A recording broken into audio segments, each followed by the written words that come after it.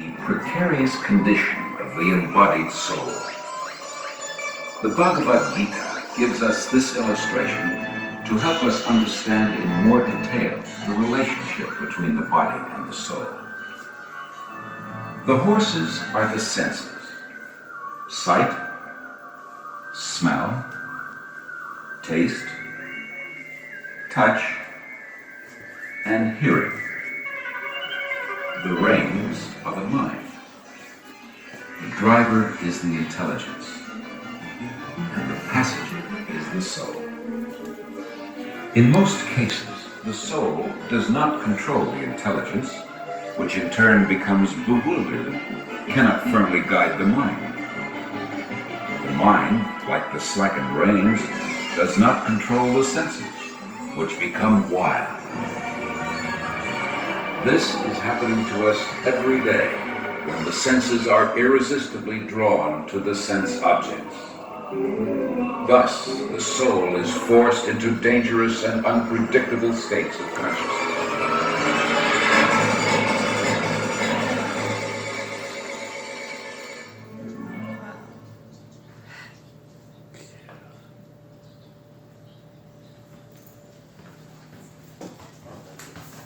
Wow.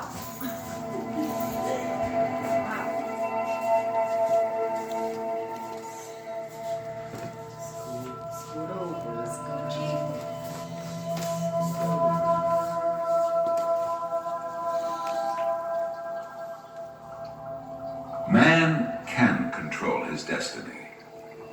As a spiritual being, he can choose, by the expression of his free will, his path of life.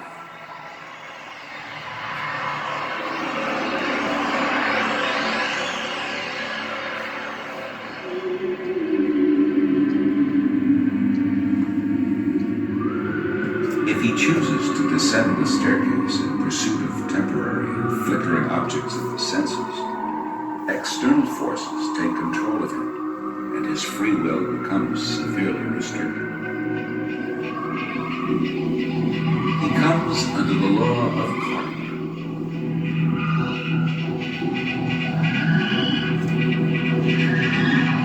Karma is the subtle but stringent law of action and reaction, which operates even in the realm of consciousness.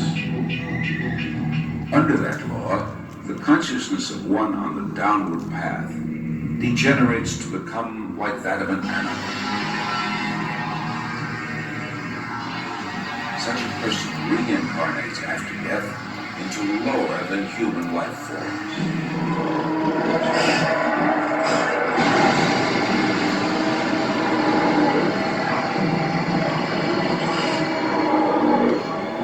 This is the result of misuse of free will.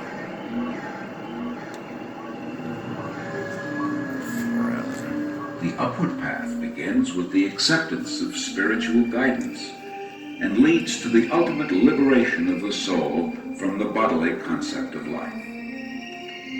Such a person perceives his pure soul and its relationship with God.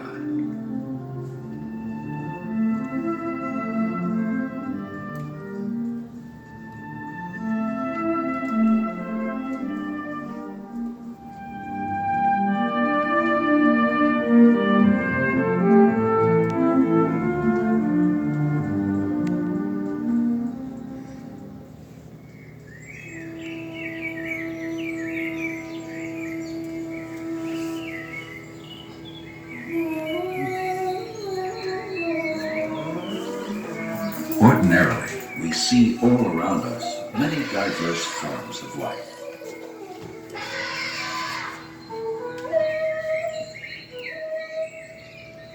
However, a person on the spiritual path sees the soul, not the body, as the real self of every living being.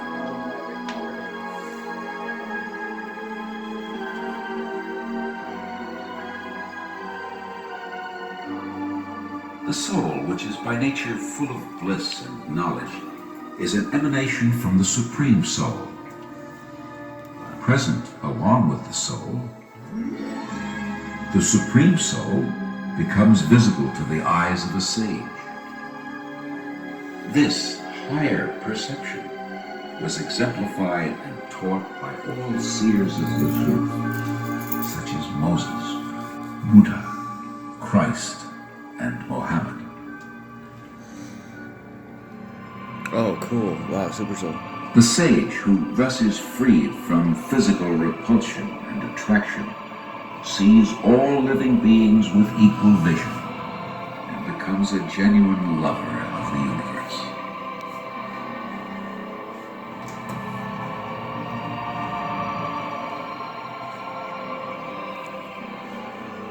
Who is that supreme soul who is within all creatures as the indwelling guide, witness, maintainer, and ultimate friend? Who is that who is situated within all things, and yet everything resides in him?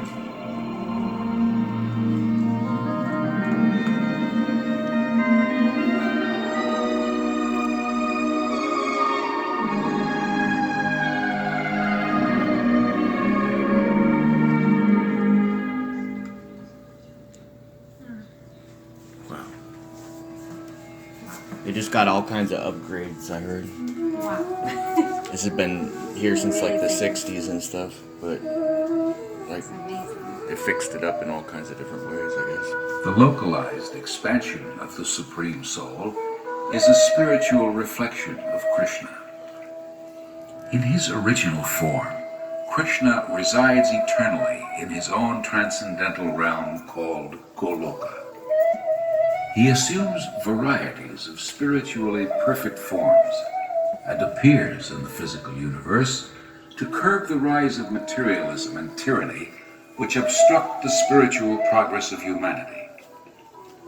He does this in many different ways, which are always good and just.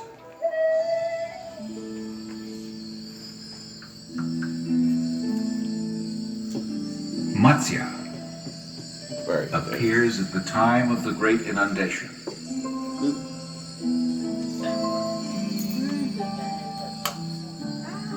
Kurma, who prevented the demonic rulers from gaining dangerous powers.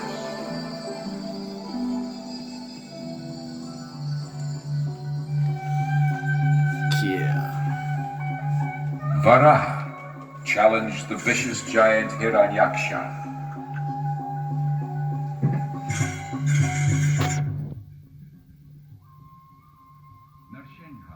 Annihilating Hiranyakashipu, great oppressor of the innocent.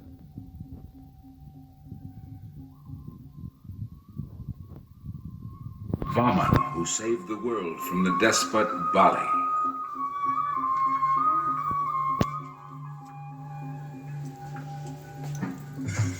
Parshuram, the warrior priest who drove out the brutal martial class.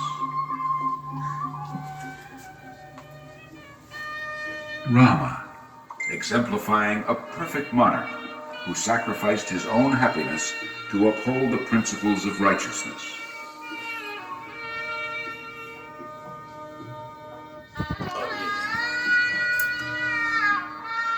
Krishna appeared himself to display his unsurpassed, celebrated pastimes of love with his devotees.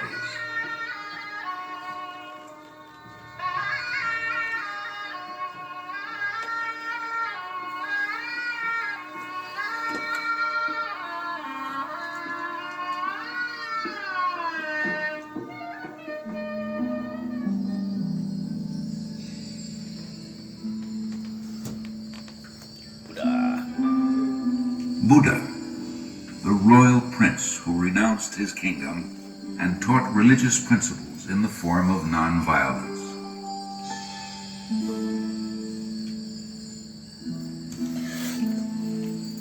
And Kalki, still to come, will herald the change of universal God. Back to you.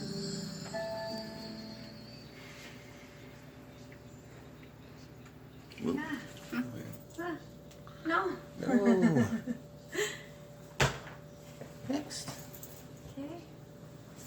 Oh my god, this is gonna be the bomb. Come on down. Oh, wow. Actually, let me get down here at the end. Guys. Come on. Hurry. Come on in.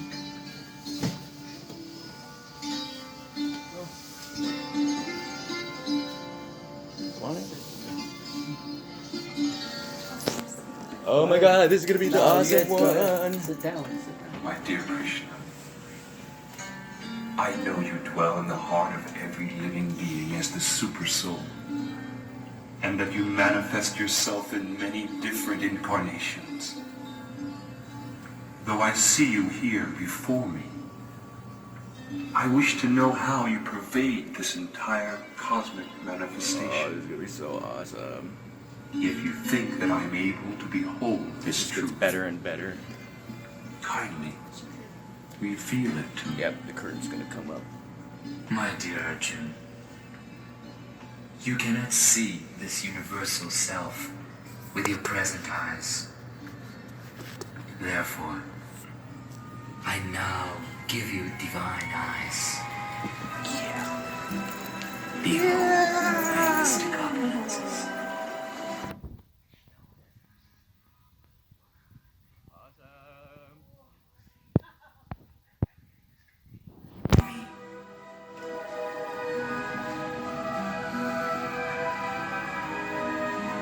You videotaping this? No, I didn't have no more memory. Oh no.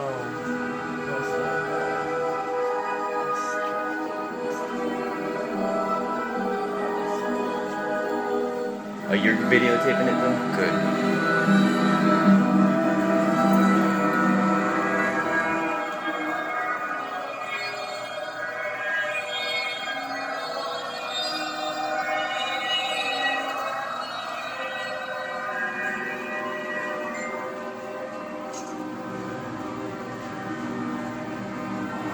Krishna, I see within you all living beings. I see Brahma sitting on the divine horse. I see Shiva, many sages, celestial serpents. I see many forms, bellies, mouths, eyes, expanded without limit.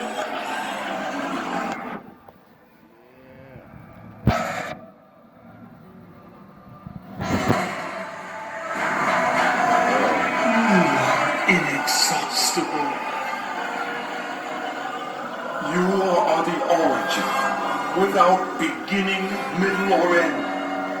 You are spread through the sky, the planets, and all space between. Oh, universe Lord, I am losing my equilibrium. Don't touch Krishna. Seeing your radiant colors fill the skies, and beholding your eyes and mouths, I am afraid.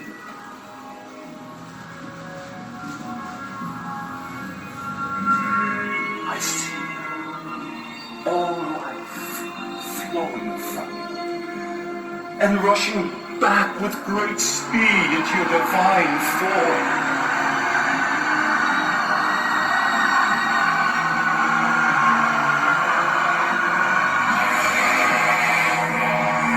Covering the entire universe with your immeasurable rays, scorching the world.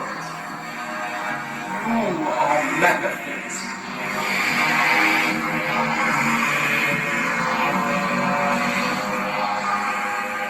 Oh, Lord of Lords, please tell me who you are in this fierce form. Please be gracious to me. I desire to know your purpose.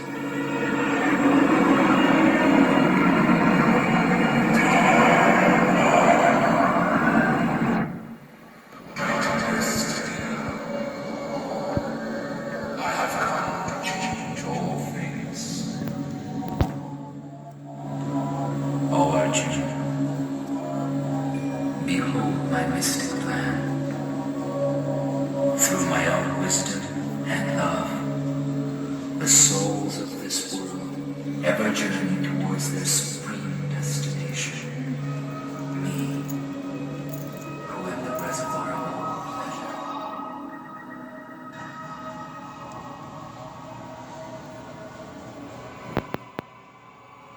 O unbounded power, you are the father of this complete cosmic manifestation. No one can be greater than you or equal to you. Although I am glad that you have shown me this form, yet fear disturbs me. Please bestow your grace on me. Reveal again your original form, O Lord of the universe.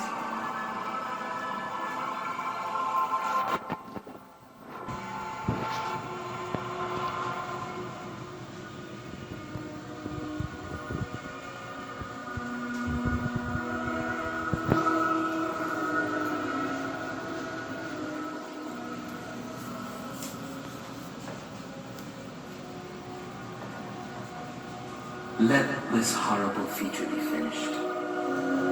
With a peaceful mind, you can now see my original form, which is so dear to you.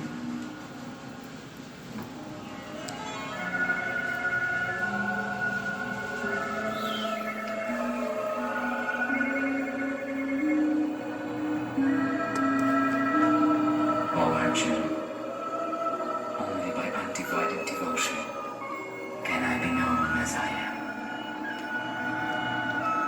Thus you can see me directly, sitting before you. Only in this way can you enter into the mysteries of understanding me.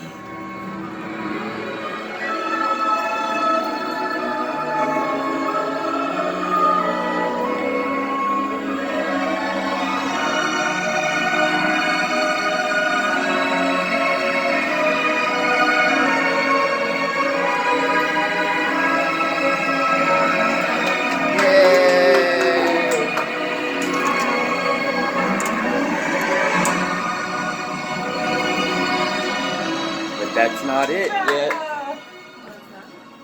Still another. Amazing. That's it.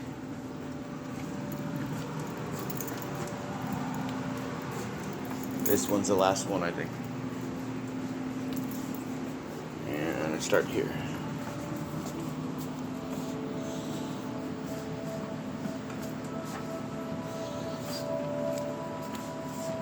Oh yeah. Or right there?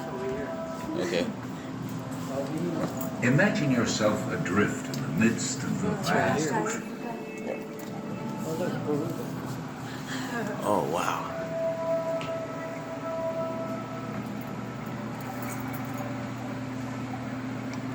Even if you were the world's greatest swimmer, you would eventually drown unless someone came to your rescue.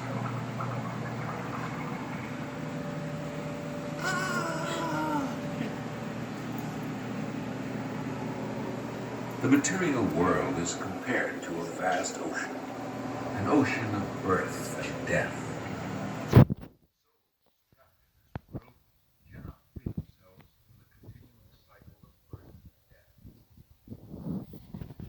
But they can be freed by the process of yoga. Yoga means union with the Supreme. This is the stage beyond all anxieties. Thus, the soul, perfectly linked with the Supreme Soul through devotion, is at once rescued from repeated birth and death.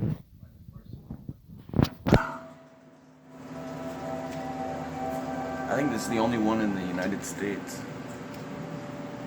This is amazing. Yeah.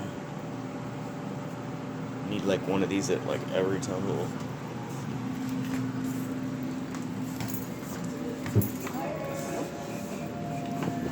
Now we're chanting.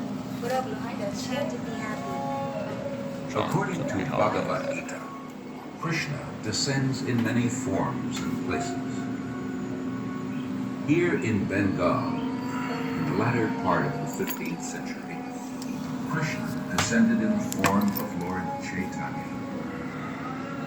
By his personal example, he delivered the essence of Bhagavad Gita, loving devotional service to God, or Bhakti-yoga, the most practical means.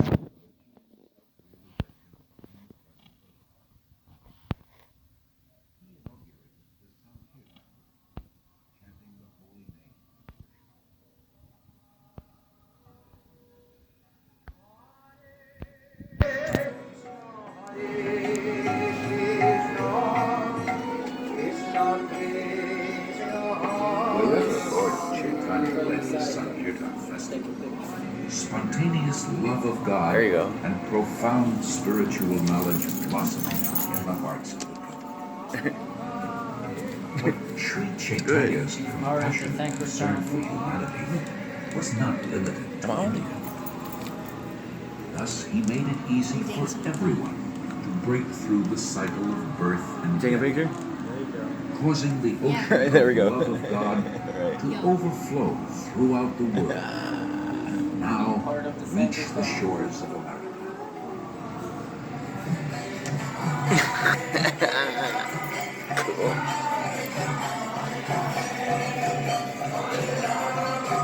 Hare Rama, Rama Rama, Hare Hare.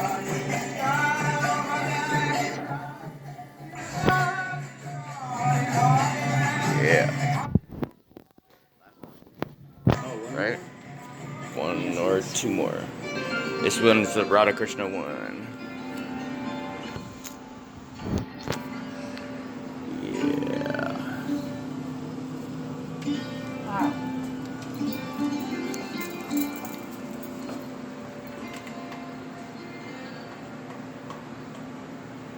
In the Bhagavad Gita, Krishna promises that whoever perfectly and constantly meditates on him will ultimately come to him. This is the highest evolution of the liberated soul, direct relationship with Krishna in his own planet. I hope you guys get better footage of me. I saw some hot.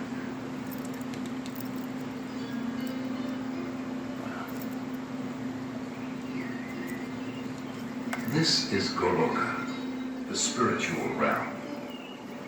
Here in Krishna's abode, all water is nectar, every word is a song, and every step a dance.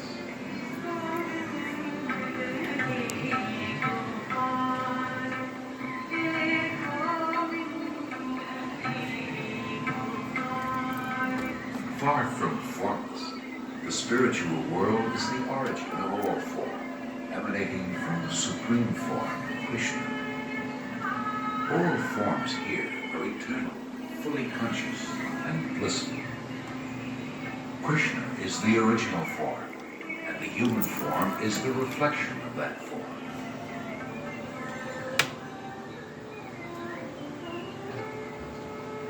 Here, standing on the bank of the Jamuna River, with the exquisitely beautiful Radha at his side, Krishna smiles and plays his enchanting flute. He appears as the central attractive figure, enjoying varieties of divine loving exchange with the whole spiritual world. Every entity in the spiritual world, regardless of its particular form, enjoys full loving reciprocation with Krishna. When the devotees, peacocks, swans, and all other living beings hear the sound of Krishna's transcendental, they swoon in ecstasy, and tears of love fall from their eyes. All souls are potentially capable of reaching this state of love of God, and Krishna promises to help those who long for it. Those souls who follow the path of Bhakti-yoga, devotional meditation, will at last evolve their original spiritual bodies.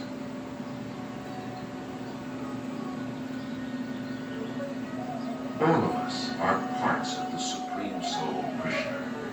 who is everlastingly beckoning us to return to his eternal abode.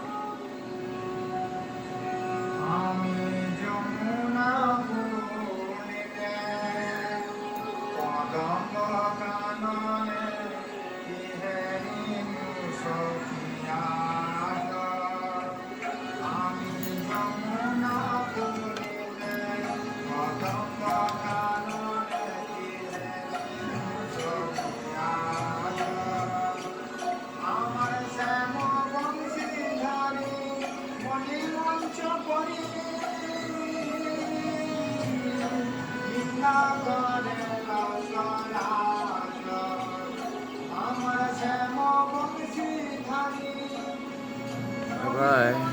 Hare Krishna.